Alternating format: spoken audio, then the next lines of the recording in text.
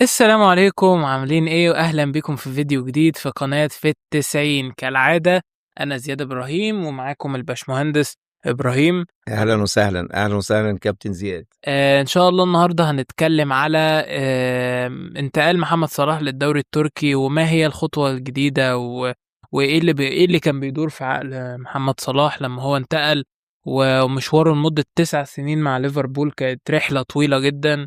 ان شاء الله نستعرض ده في الفيديو بتاع النهاردة، وان شاء الله الفيديو يعجبكم. وما تنسوش تعملوا لنا لايك وسبسكرايب في الفيديو ده، وعشان يوصل لكم كل جديد. في البداية كده هنتكلم على ايه رأيك في مشوار محمد صلاح عامة في ال9 سنين اللي قضاهم مع ليفربول؟ هل انت كنت شايف ان هي تجربة كويسة، ولا هو كان ليه فترات وفترات لأ، ولا هو كان زي ما الناس بتقول one season wonder، يعني هو بيبقى ليه موسم واحد بس هو اللي كويس وباقي المواسم كان بيبقى افريج عادي، وينج عادي في الدوري الانجليزي؟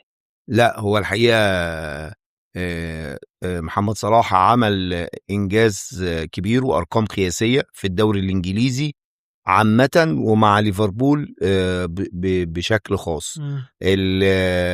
في ال9 سنين، بس هو جاء في السنه الاخيره نتيجه لظروف الفريق، بس هي دي اللي اثرت على ادائه. هو كان واحد من ضمن الفريق كله، كان نزل كله او مستواه نزل مع المدرب ارن سلوت.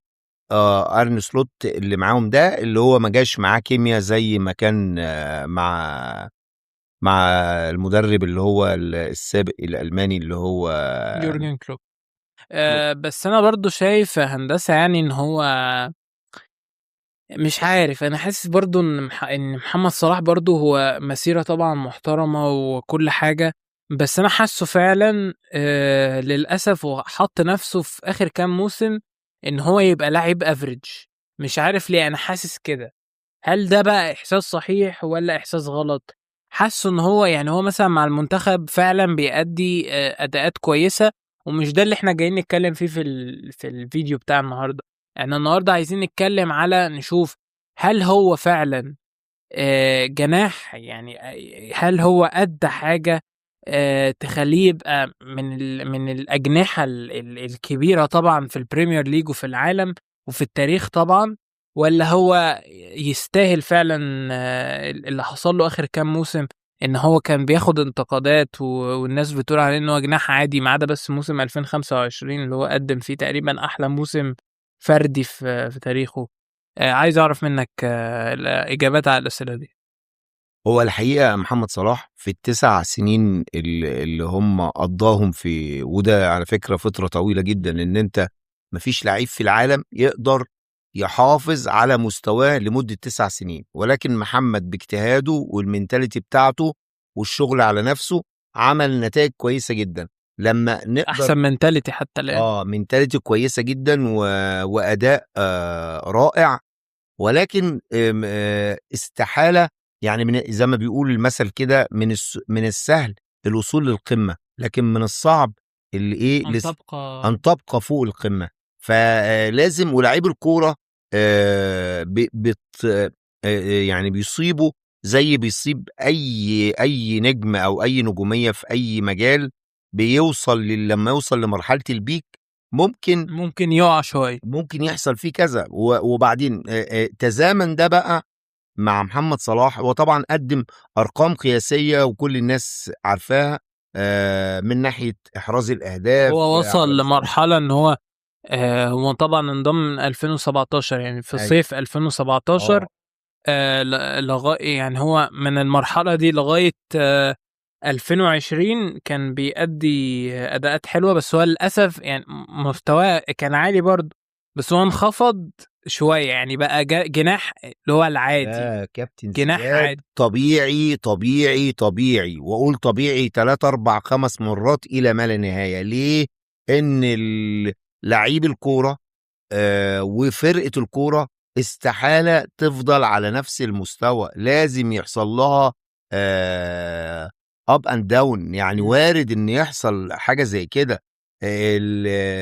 مش اصل هو مش قطر ماشي على قضبان، لا، وارد ان يحصل له حاجة، لكن لو انت بصيت وخدنا بصة على الانجاز اللي عمله صلاح، وبصينا بوضع الاوفر فيجن او النظرة اوفر فيو. اوفر فيو يعني للقصة، لا هنلاقي ان هو عمل انجازات جميلة جدا من ناحية احراز الاهداف، الارقام القياسية كذا، سواء مع ليفربول او مع المنتخب، وخاصة مع ليفربول. هو كان برضك اداؤه مع ليفربول كان بيبقى يعني مميز جدا. دي من جهة. الجهة التانية الدروب اللي حصل بقى، حصل له ايه الفترة الأخيرة؟ المدرب أرني سلوت مع الفرقة حصل لها دروب كلها. احنا طبعا نعرف ان ترتيب ليفربول في الدوري الإنجليزي بعد ما كان الأول بقى مش عارف الرابع أو الخامس، الرابع. لا، الرابع. فطبعا لا مستوى وخسر وخسارات من هم قعدوا، هم ابتدوا الموسم كويس، ابتدوا الموسم بداية حلوة قوي.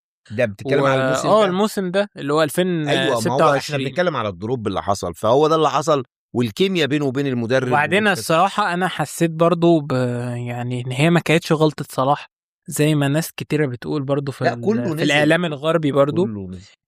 إن الفرقة خصوصا سوبوسلاي والفرقة دي، تحس إن اللعيبة اتنجموا شوية، يعني هو برضو جالهم إحساس بالغرور، إن إحنا بقينا أحسن من السيتي، أحسن من فرق كتيرة في الدوري الإنجليزي. فابتدوا إن هم مثلا، مش عايز ادخل في حته ما بيبصيش لصلاح اللي الناس بتقولها لا لا لا وكده، لا لا بص. بس اللي هو ابتدى يبقى عندهم الغرور اللي هو عايز اتنجم. تمام. فده اسوأ حاجه ممكن يحصل لاي فرقه عامه، زي ما حصل مع الاهلي برضه، ان وارد. انت كل الفرقه اللي فيها نجوم كتير عمرها ما بتنجح. لكن مثلا في حاله عندك مثلا وده الريال، يعني انت شفت ده في الريال، عندك أكيد. فينيسيوس جونيور، مبابي وبلينجهام والناس دي كلها، الفرقه ما نجحتش، اخدوا موسم صفري. لكن في حين الفرق التانية اللي هي زي برشلونة والحاجات دي، طول ما الفرقة ما فيهاش نجوم كتير بتنجح، عشان انت كل واحد عايز يأدي 100%. لكن طول ما انت معاك نجوم كتير مش هتقدر تأدي، وده الحال اللي وصل ليه ليفربول. واعتقد ده سبب انهيار ليفربول اخر سنة اللي هي 2026. وعلى ما اعتقد ده هيكمل للاسف كذا موسم، عشان ما اعتقدش ان ليفربول هيقدر ان هو يرجع تاني. يتعافى، لا لا صعب، لا هياخد وقت صعب، طبعا. هياخد وقت طبعا على ما النجوم ديت خلاص تقدر يعني تعرف ان هو ويتضخ الموضوع صعب. دماء، ويتضخ دماء جديده. لا هي المسيره، هو كده اللي يفهم كوره يعرف ان الدنيا ما بتمشيش على وتيره واحده، لازم بيحصل اب اند داون، ولازم الكلام ده، ولا وحتى الجماهير لازم تتفهم ده، لان الموضوع ما بيبقاش ماشي وان دايركشن، لازم بيحصل له الكلام ده. لكن في المجمل لا، صلاح عمل انجاز جامد جدا، وانجاز رائع، وارقام قياسيه، ومع ليفربول وفي الدوري الانجليزي لحد الموسم اللي فات. الموسم الاخير ده، هو ده اللي حصل الدروب زي ما قلنا مع المدرب الكيمياء ارني سلوت. والكلام من ده، بالاضافه الى الفرقه كلها حصل لها دروب. ونشوف بقى النقله اللي اتنقلت بقى، نقله صلاح ان هو يسيب ليفربول ويروح على ترابزون. على ترابزون. طب قبل ما ننتقل بس للنقطة اللي هي بتاعت ترابزون، كنت عايز أعرف منك، أنت برأيك كده، بعيدا عن صلاح ده يعني زي ما احنا بنقول ابن البلد يعني وكده، ايوه. أنت شايف مين اللي غلطان؟ يعني لو مثلا قلنا إن المشكلة كانت مثلا بين كريستيانو وأرن سلوت، وكريستيانو عمل نفس الموضوع اللي صلاح عمل، مين اللي صح ومين اللي غلط؟ لا هو الغلط الغلط مشترك بين يعني او الاخطاء كانت يعني مشتركة مشتركه بينهم، بين المدرب كل واحد وبين عنده اللعيب. أخطاء. يعني صلاح يطلع يصرح تصاريح كذا، دي كانت غلط طبعا. ويرد كذا، unprofessional. ويقول رموني تحت الحافلة، والقصة اللي احنا يعني، او هو عاوزين يشيلوه، ما معناه يعني ان هم عاوزين يشيلوه اوزار الليلة عايز يشوف. الليلة وده والاوزار اللي كان بتاع هيحصل الفريق. فعلا لو كمل. ولكن الموضوع المدرب برضك الكيمياء وازاي الحتة النفسية والتعامل. انا بصراحة يعني انا ما كنتش متفائل بارني سلوت مع بعد مع بعد انه نجح موسم. نجاحات كلوب والكلام من ده. لا، اصل هي في روح، لازم يبقى في كيمياء بين المدرب، ولازم يفهم نفسية اللعيب، ولازم كذا. حتى لو اللعيب حصل له الحتة النفسية والحتة المعنوية دي بتفرق مع اللعيب. بس انا برضه حاسس ان حصل تمرد في اوضه اللبس مش طبيعي لفرقه كبيره زي ليفربول. تمام. وده ادى ان هو مثلا يعني عندك ارنولد مثلا مشي، ساب ليفربول في 2015. تمام، قصدي 2025 عفوا. وعندك صلاح برضو عشان يعني عنده اوضه اللبس مع عارفاه من زمان. فعلى ما اعتقد ان هو برضو صلاح من الاسباب اللي ادت ان ليفربول، عشان هو لاعب كبير، انا مش قصدي ان هو عمل حاجه غلط ولا بتاع، عشان هو لاعب كبير، من الاسباب اللي ادت ان اوضه اللبس تقع بالشكل ده، وان الفرقه تقع بالشكل الهزيل ده الصراحه، ان هم ما يكسبوش ولا ماتش لمده 10 ماتشات ورا بعض. لا بص، هو برضك انا عاوز اقول لك حاجة. هو برضك المدرب والفريق، والمدرب بالذات او الجهاز الفني، وحتة التوازن بين اللعيبة والكلام من ده، وتظبيط وتفهيم يعني أدوار اللعيبة دي فرقت كتير جدا. بالإضافة إن المدرب المفروض ما يبقاش فيه ندية بينه وبين اللاعب هو المدرب ده بيدرب 26 لاعب. فالمفروض يبقى فيه إكويتي أو عدالة بينه وبين اللاعبين وبعضها، وما ياخدش مواقف يعني شخصية أو عداءات بينه وبين بين لعيب. ولازم يسحب لو في أي مشكلة في كل ماتش، لازم نصفي الماتش أول بأول، أو نصفي النفوس، عشان الموضوع أو الكرة لعبة جماعية، مم. وبتعلى بالإخلاص. لازم الناس كلها يبقى في تيم ورك. بالإخلاص والجرينتا والروح في بتعلى. مثال. ما عدا ذلك لو أنت جبت نجوم العالم و كل واحد ليه ايجو. ولكن مفيش الروح والتفاني والإخلاص والجرينتا لا، يبقى عمرنا ما هننجح.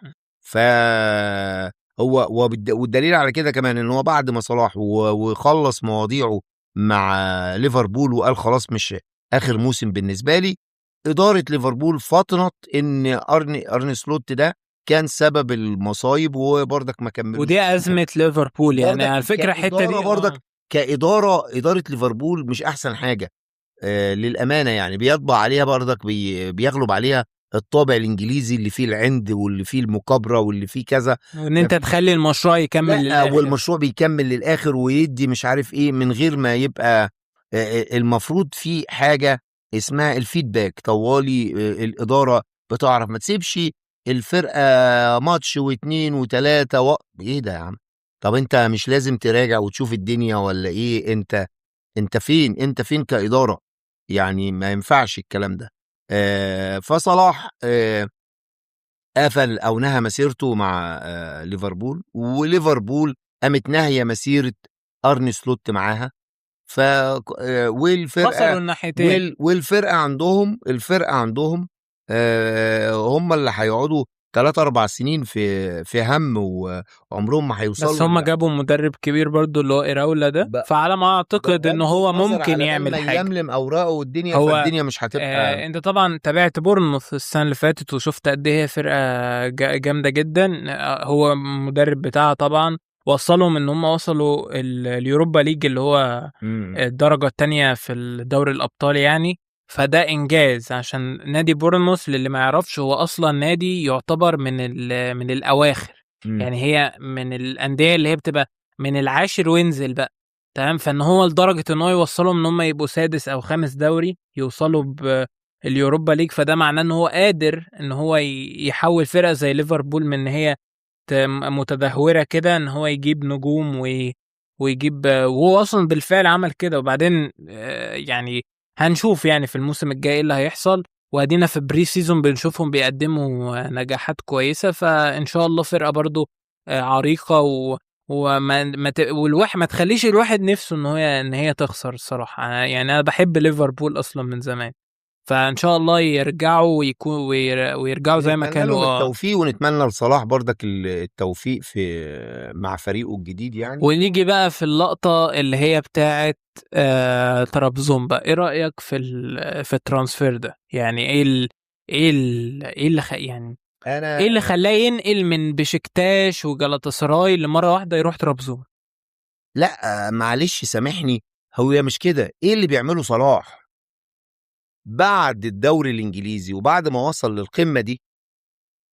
انا توقعت ان هو ايه، منتهى يعني اقل حاجة ممكن يلعب فيها صلاح الدوري الايطالي مثلا، بيلعب مع انتر ميلان مثلا. انتر ميلان، مع يوفنتوس، مع الفرق دي. لكن تنزل تروح للدوري التركي، ولما تروح للدوري التركي تروح لطرابزون. يعني هي نقلة. لأن برضك الوكيل بتاع، أنا على ما أعتقد يعني، هو صلاح ترك الأمور كلها لوكيله عباس، رامي عباس. رامي عباس ده. فالموضوع اتحول لماديات بحتة، مع العمر إن صلاح برضك عنده 34 سنة، فالموضوع ده ضاغط عليه شوية. فأعتقد لكن احنا بنتمنى له التوفيق، ولكن الاختيار مش احسن حاجة. ان انت ده رايح لفرقة تعتبر الرابع او الخامس من تالت الدوري. دوري ايه، تالت رابع دوري تالت رابع او حاجة زي يعني كده. يعني يعني انت يعتبر توب الحاجة فايف، التانية. بس مش اعلى حاجة يعني. لكن انت كنت المفروض يعني انا كان املي ان هو يروح الدوري الفرنسي، الدوري الايطالي، الدوري البلجيكي يعني، مثلا ولا يعني. حتى الدوري الفرنسي والله. لا الدوري لا لا الفرنسي ما لا فيهوش يعني، لكن انت تنزل تروح كده هناك، فهي برضك بس انا برضو يعني هكلمك في نقطة مهمة بعترض فيها، معلش. انت دلوقتي ده احسن، دي كانت احسن وجهة صلاح يقدر يروحها في الاختيارات اللي موجود. ليه؟ هو حاليا انت لو كنت مثلا صلاح لو انهى مثلا مسيرته مع ليفربول في 2025 لما هو كان في البيك بتاعه، مم. ساعتها مثلا كنت اقول لك انتر ميلان هتطلبه، اليوفنتوس هيطلبه، برشلونة كانت عايزاه على فكرة في 2025، الريال برضو كان عايزه. فانت كان عندك الفرق دي كلها كانت عايزاه، بس عشان كان كان عنده سعره برايس، عالي كان عنده برايس. وبالنسبة للايج برضو بتاعه عمره، تمام، كان قليل، قصدي كان عالي. ف الفرق برضو هتقل حب.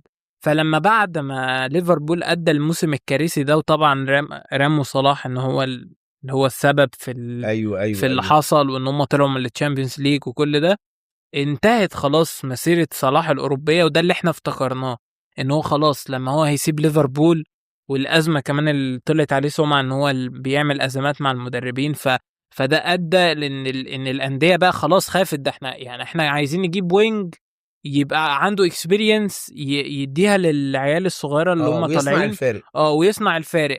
انت دلوقتي انت جايب واحد بيعمل مشاكل مع المدربين وبيعمل مشاكل في اوضه اللبس، فانت كده مش فهو الانديه دي خافت، احنا مش عايزين كله النظام يخاف. معاك. تمام. فانا شايف ان وجهه ترابزون سبور كانت احسن وجهه ممكن يروحها صلاح لفرقه. اولا هيبقى ليك افكت زي افكت ميسي وكريستيانو في الدوري الانجليزي، والقصدي في الدوري السعودي والدوري الامريكي، هيبقى ليك افكت. اسمح لي اقول. فاهم قصدي؟ اسمح هي لي. دي وجهة نظري في الموضوع. فانا مع الترانسفير بتاع ترابزون، عشان هو اولا بيخلي صلاح يبقى في حتة هو قادر مرتاح نفسيا فيها، وقادر ان هو يأدي فيها، وممكن كمان في الزون بتاع اوروبا ان هو يرجع تاني زي ما كانتي رجع. كانتي كان بيلعب في الدوري السعودي، ولما كان لسه في الليفل بتاعه استدعوه اول حاجه بس هنا، بس في الاول في الناشونال الجزئيه تيم. دي اقول لك تمام، حاجه في اتفضل. الجزئيه دي. هو في الرياضه زي السياسه، في حاجه اسمها ايه؟ السياسه يقول لك فن الممكن، في الرياضه فن الممكن. ايه فن الممكن؟ الاتاحيه. ايه بالنسبه لك؟ انت عندك دلوقتي شويه عوامل بيأثروا على اللعيب. عندك السن، عندك ال الاداء والبرفورمانس بتاع اللعيب نفسه، الارقام القياسيه، الموسم اللي حققه او النتائج الفريق اللي انت كنت بتلعب فيه، ايه الموضوع. كل دي وبعض عوامل اخرى، وطبعا حالتك الصحيه والفتنس والكلام من ده. وتعاونك مع زمايلك كل ده كوكتيل، ده اللي بيرفع من اللعيب او يقول لا هاتوا اللعيب ده او ده يكمل او ده بيعلى من سعره او الكلام من ده. فطبعا مع اللي حصل في ليفربول واللي حصل في التيم بتاعها والموسم الكارثي اللي احنا شفناه. امكانياته قلت بالنسبه للسوق. فبقى دلوقتي المتاح بالنسبه له او الدوري الاتاحيه السعودي والامريكي الدوري الامريكي، الدوري السعودي، الدوري التركي، اللي هي دوريات الاعتزال، يعني مع احترامي لا مش كده يعني. اه فهو لما اختار دي فهو ده فن الممكن، يعني فن الممكن. احنا طبعا انك خلاص بنتمنى له، بتلعب باقل امكانيات ممكنه عشان العمر زاد. احنا بنتمنى له ان هو يعني يعمل كومباك ويبقى كويس جدا، ويمكن دي تكون فتحة خير بالنسبة له. ولكن احنا كنا بنتمنى ان هو يعني النقلة من الدوري الانجليزي كانت تروح للدوري طب الايطالي. افاجئك اه بحاجه. انت عارف ان تشيلسي كانت عايزه صلاح في الميركاتو، بس هو الماديات بقى الماديات بقى هي اللي ما ايوه، ما نفعتش. هي بص يا كابتن. اصل تشيلسي المشروع بتاعها دلوقتي اللي ما يعرفش، يعني تشابي الونسو اللي شغال دلوقتي معاه تيم كامل عنده 25، متوسط الاعمار بتاعه 25، يعني صغيرين في السن، فما عندهمش لعيبه خبره. فهو كان ناوي ان هو يجيب لعيبه خبره زي صلاح زي هندرسون، ما هو جاب هندرسون وجاب ويلبيك، لعيبه فوق ال 30 سنه وفوق ال 35 سنه، عشان يدوا خبره للاعبين الصغيرين اللي لسه طالعين. فهو كان صلاح هيبقى من ضمن المشروع. بس ده برضو من خلافياتي مع صلاح في الصفقه، ان هو ما بصش للكواليتي قد ما هو بص للكوانتيتي، بص لكميه الفلوس ايوه، اللي هتطلع في ما الصفقه. هي دي المشكله. وده العيب على ما اعتقد اللي انت بتبص عليه، وده فعلا اتفق معاك فيه. عشان كنت شايف ان صلاح بالمستوى اللي اداه في كاس العالم هو يستاهل فرقه احسن بكتير من ترابزون. بس احنا ادينا هنشوف، احنا ما نعرفش، ممكن فرقه ممكن ربنا. ترابزون احنا طبعا تعمل احسن. بنتمنى لصلاح التوفيق في طرابزون. ولكن هو زي ما بيقولوا كده، انت لما بتيجي في ازمه نهايه العمر او ازمه يعني الميد لايف كرايس. اه اللي هو احساسك ان انت بيتسحب من تحت رجليك السجاده او الكلام من ده.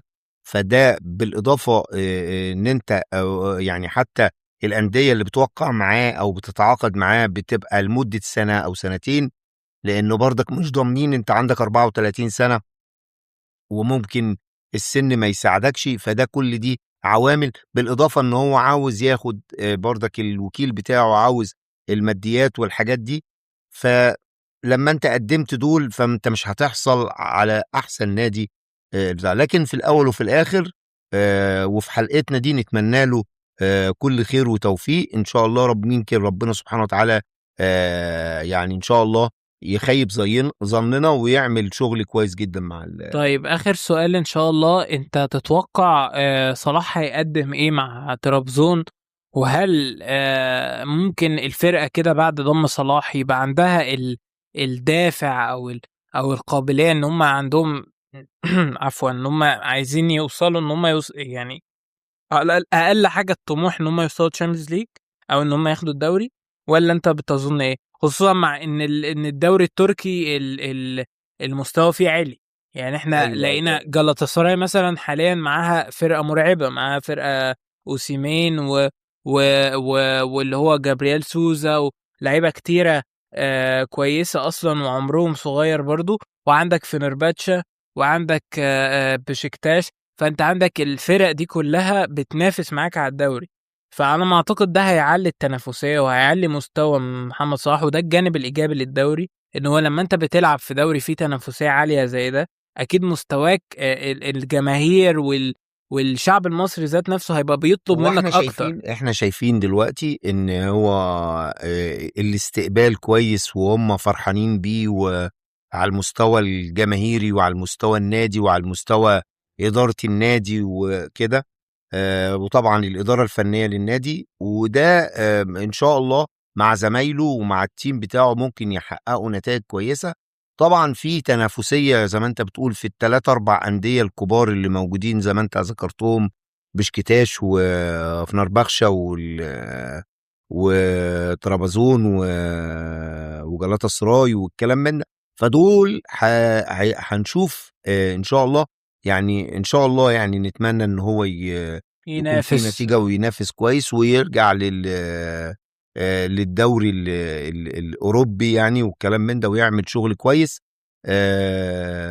وصلاح يستحق كل خير، وخصوصا ان هو في اخر مبارياته مع مع المنتخب. مع المنتخب في كاس العالم قبل بلاء حسن وسجل يعني انا وكان شايف ان هو عمل كل حاجه ف... الصراحه في ماتش الارجنتين. فربنا يعني فربنا ان شاء هو الله بصراحه ربنا يكرمه ان شاء الله واحنا طبعا في الاول وفي الاخر احنا لما بندي نقد ولا حاجه احنا بندي نقد فعلا عشان احنا بنحب صلاح وهو عاوزين جزء مننا، حته مننا.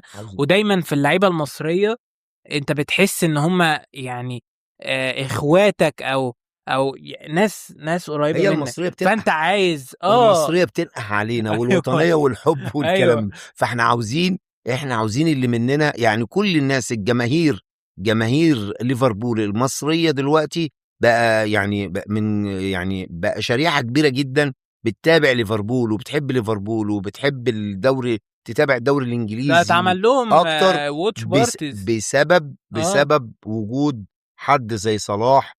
ودلوقتي برضك السيتي مثلا برضك ليه مرموش بسبب مرموش مع اننا كنا وهكذا بنكره كده. السيتي، بس اول لما فلكن مرموش راح ايوه خلاص فدي بتفرق بقى. فاحنا بنتمنى للاعبين المصريين في كل الانديه وخاصه صلاح ان هو ربنا يكرمهم ويوفقهم ويحققوا احسن ما يتمنوا. وبكده نكون هنا ان شاء الله الفيديو بتاع النهارده. يا رب يكون عجبكم، وما تنسوش تعملوا لايك وسبسكرايب وتقولوا لنا رأيكم في الكومنتات. هل انتقال محمد صلاح كان هو حاجة فعلا مفيدة للكارير بتاعه، ولا هي حاجة هتضعف منه وفي الآخر هيعتزل فيها من غير ما يعمل أي جدوى؟ هنشوف رأيكم في التعليقات، وسلام عليكم.